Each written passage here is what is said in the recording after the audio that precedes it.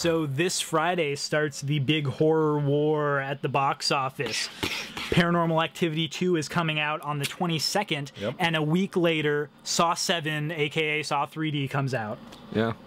So this is kind of a big deal, because last year they were beating the crap out of each other. At least one of them was beating the other one down. I mean, I don't know if you'd really consider it a fair fight, since it was Saw, like, what, 6? Yeah. Versus Paranormal Activity 1. I mean, granted, Saw had a bigger budget, but the series is losing steam. Yeah, I think that's something we can talk about. So Saw, for this decade, has been like the horror series. Like what Friday the 13th was to the 80s, Saw is, whether you like it or not, to the 2000s. And, you know, we were up to number 6 last year, and the series had definitely been getting thin. Like, I haven't liked one of those, you know, really since number 2, and that was just okay. I mean, I was looking at it, and actually I have it in front of me.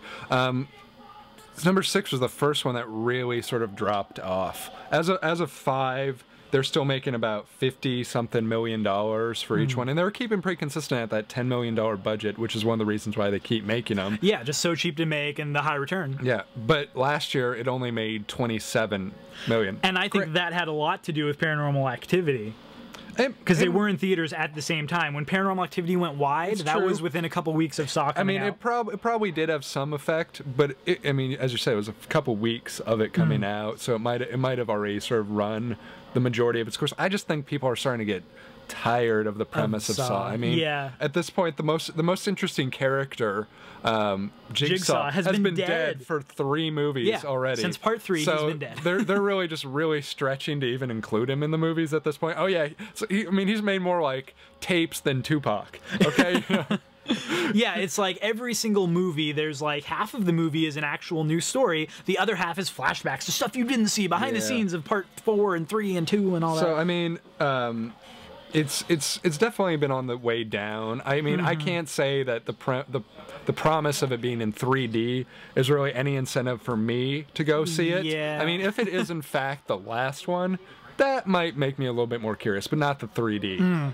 Yeah, and I think the reason that they're pulling out these stops was pretty much because 6 underperformed and because they are going up against Paranormal Activity 2. So we got to throw out Paranormal Activity being this, like, you know, indie phenomenon last year, made over $100 million, and it was the horror movie to see last year. But that's not to say that Paranormal Activity 2 doesn't have problems of its own. I mean, definitely not. But I mean, it's not like a direct sequel.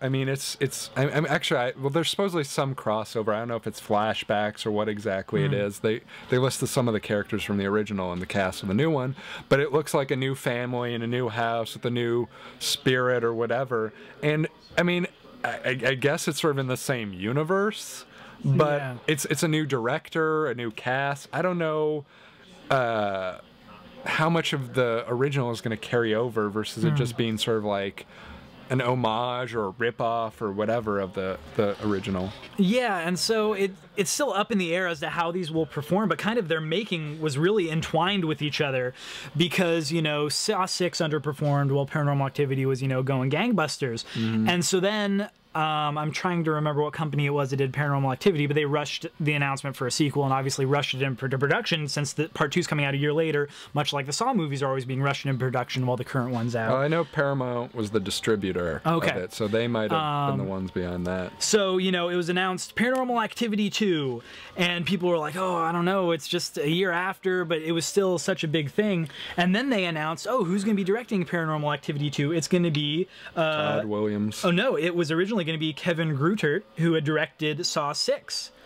Oh, wow. And so they were pulling from the Saw camp as their director. And what happens within a week? Lionsgate pulls out a clause in his contract to the Saw series and is forcing him to go back to Saw 3D. But the weird thing about that is, like, I mean, Saw 6 wasn't a huge success. I mean, but he's a guy who's been with the series. He edited 1 through 5, but I mean, and then he I don't know if that 6. necessarily constitutes a great.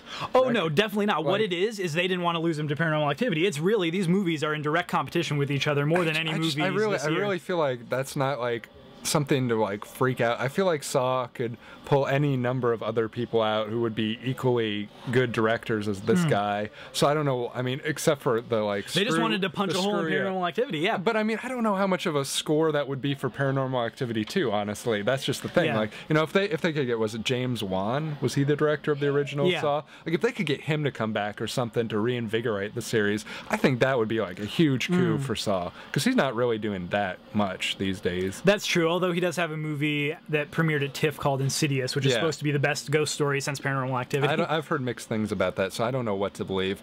But I mean, it's still not a huge, big blockbuster film. So I mean, it's still like they could bring him back. Lee Whale, is it? What is his name? Lee Whannell, who wrote the first he's really three. Not doing much either. All he's doing is acting in James Wan's movies, basically. Well, Andy co-wrote Insidious. But like, it's not like these guys should come back and reinvigorate this last one. I think that would be a huge coup. Whereas in Paranormal Activity, like, yeah, I mean, I guess they could have gotten. I mean, they got Todd Williams from Door in the Floor, which really seems like weird. a very peculiar choice of director. But at the same time, you know, I'm not saying people who haven't directed horror before can't be good horror directors. It's just like it is a weird choice. It doesn't instill a lot of confidence immediately going in. Like, he might surprise me, but I'm not going in like, dude, this guy is gonna rock it.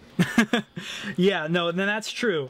But yeah, it's just this bizarre thing that happened with the directors flip-flopping back when they originally came out. The one thing I will say that does interest me is the writer, Oren Peli, is that right? Yeah. He did not write any of this. It's just the characters. He's only credited as a producer. But the guy who did, Michael Perry, was a writer on Freaky Links, if you remember that TV show. He wrote on Law & Order SVU. He wrote on Dead Zone. He wrote on Millennium and Erie, Indiana back in the day. And The Practice. So this guy is a pretty established writer. So I mean, he's an established TV episodic kind of writer. I think so that leaves it up just as much as I mean, how much plot do you really think there is in a Paranormal Activity 2? It's sort of like a Blair Witch Project type thing where they have like these loose ideas and then it's basically just a basis to create these scary Well, at the same time, if it's a bad script, then you're not going to believe the scary events, you know.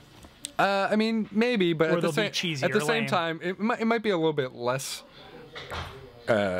enjoyable, but like it can still be scary. I mean, if someone gets yanked out of a bed, whether you're expecting it or not, like, you know, it still can be scary. I mean, maybe if you expect it, obviously, but like, look out, that guy's about to grab you out of your bed. Whether it's an important plot point or not, it doesn't really matter. It's still going to be scary. And, you know, I don't know. He's got experience in sort of that supernatural realm, which is what interests me. That's true. Millennium, Freaky Links, Erie, Indiana. These are all things. Dead Zone. I mean, these are all things, which is, you know, ghosts right there. So supernatural. I mean, he that is the one thing that's interesting me really at this point. Hopefully. Oren Peli as a producer is involved too. Yeah, that was a big kind of negative for me with the movie, just the fact that he wasn't directing or writing again. I was just like, whoa, you know, it's bad enough you're rushing in production. At least rush in production with the guy who made this awesome movie, you know? The problem is it just feels too much like Paramount's trying to get their Saw. Yeah, they want a series where they can have one come out every year, be scary, make some easy money. I know the budget of Paranormal Activity 2, but I'm sure it was really low. Yeah. Although probably not the 15,000 the original was. Right. It's got to be at least $1 million. Even if it's $1 million, like, yeah, that's low compared to any Hollywood Saw, movie. Like I guess the original Saw was a little over $1 million, but like that's cheap. Like even like, they can make that back easily enough. So I don't know. I mean, I guess if you had to ask me, I'd be more interested in Paranormal Activity 2, but yeah, I think just at this point Saw has really run itself into the ground. It hasn't been interesting for movies, you know. It's been like what, 5 years since the last one, where I was still kind of wondering what was going to happen. And I mean, the problem is like they just don't have anything that's inspiring me to think that the series is going to be coming back. I mean, except for 3D, what else is different? I mean, the promise that they're going to wrap it up, which I guarantee you, if this movie makes money, which it will, it's in 3D, it's the final chapter. I don't know if it's going to be the biggest grossing of the series. I don't know if it's going to outgross Paranormal Activity, but it will make some money, and they will make a part 8. It's just like Friday the 13th. Friday the 13th Part 4 was called the final chapter. When it made the most money in the series, they made 7 more after. Yeah, I mean, so that I never sort of imagined it would actually be the last one if it was successful. I mean, it's kind of interesting that like Carrie Elwes is coming back, and it's obviously gonna be a flashback. Yeah, to me, that's the one interesting thing about the movie. I mean, don't really care. I'm against 3D, as we've spoken about. Don't really care that it's the last Saw because they've been bad for so long. I do like Sean Patrick Flannery. in general. He's a decent actor. Okay, I didn't realize he was in it. He's going to be it, but like, is that a big enough draw for me to be like, this movie is going to be good? Like, I feel like I'm digging deep to find reasons to see Saw 7 or 3D or whatever you want to call it. I'm going to call it Saw 7 just because I don't want to buy on a 3D thing. But Paranormal Activity 2 is not a slam dunk, as I said. So yeah, no, it's still, they're both sort of up in the air. I would definitely support Paranormal Activity 2 more. I'll be there to watch it. I'm interested in the trailer. I like that they're keeping it such a secret. Maybe that's because they don't have anything, you know, it's a movie and so they're hiding stuff. I like the fact that all you know from the trailer is that there's a dog, there's a baby, it looks freaky, and we know that Katie Featherston is back as the character of Katie because she shows up in the trailer. But we don't know what capacity that really is for the full That movie. is true. The way it looks in the trailer, maybe they'll do a haunting thing, but it kind of seems like she's like a possessed murderer is what I got the implication of in the trailer. My understanding is that it's about a family who's had some like break-ins to their house, and that's why they install the cameras to try and see what's going on. Oh, and it's ghost robbers? After experiencing a series of break-ins, a family sets up security cameras around their home, only to realize the events unfolding before them are more sinister than they seem. Oh. My only question is, like, at what point, you know, after the first one, do you really just be like, you know what, if it's supernatural, I'm out? Like, that's the thing that I always have issues with, is these families are like, we're gonna stick it out, we're gonna get like... That's true, and that's also one of the problems that I thought the original solved brilliantly by saying it doesn't matter if you leave, it is after you. Right. Because that's always been my problem with haunted house movies. Leave the house, you know, it's haunted. Yeah. So in this movie, you're right. If it is just a random ghost, or maybe it's the same demon that jumped because they said, you know, in the original there's something about it can jump from person to person. I think if they followed up like that, I mean, still it's going to be a little sketchy unless they can explain it really well. I think the thing to me would be if it is like an invisible entity doing weird stuff, that is more interesting than if Katie Featherstone shows up and she's standing at someone's bed watching them sleep again or something like that. Yeah. Like the thing that was scariest about the original is you couldn't see the things that were going on. Like she just got yanked out of the bed. Yeah. Like it was just like, what just happened? There was no. It wasn't something tangible. Like if I woke up and I saw her standing at the edge of my bed and she's not saying anything, I'm like, hello, Paranormal Activity girl. Then I either run away or I murder her because I'm horrified. It's still creepy, but like it's just not as it's not a movie. It's like a short film. Yeah, if she's just possessed and that's the movie, you know, I mean, they have a lot of work to do. You're right. It's not a movie, but like it's not as scary as where you can't see. Like if I see someone walking up to the bed and then they yank him out, I'm like, okay, I can see this coming. But if she just yanked out of the bed, I cannot see that coming. Yeah. Like I mean, I guess you could see like footprints or something. I don't remember. Is this something that horrifies you? You're really harping on this yanked out of the bed. Do you wake up in the middle of the night? You're like, hello? I think it was really well yank done. Me out of this bed? Like I mean, if you're like afraid of a ghost possession, like that's the kind of stuff like where they physically go after you. That's creepy. Like, you know, a glass flying across the room, creepy, but it's not like necessarily malevolent. Yeah, but yanking you out of the bed. Like that's a pretty malevolent act. No, it's true, but it's for me like the whole movie was scary. You seem to be really obsessed with the bed. My point is though, like you can't see that because it's a spirit. Yeah. Whereas if it's her, it kind of loses some of that like surprise factor. Yeah, so that makes me think, you know, they are keeping it such under wraps. Either it's going to be a mixture of the two, or maybe they're going to show the ghost and it looks like her now. I don't know, because they do show some invisible things happening, like the chair's rocking, the dog looks at it, and I thought that was very creepy in the trailer. I mean, I'm all for popping up occasionally, but I don't want her to be like the presence that we see. So I don't know.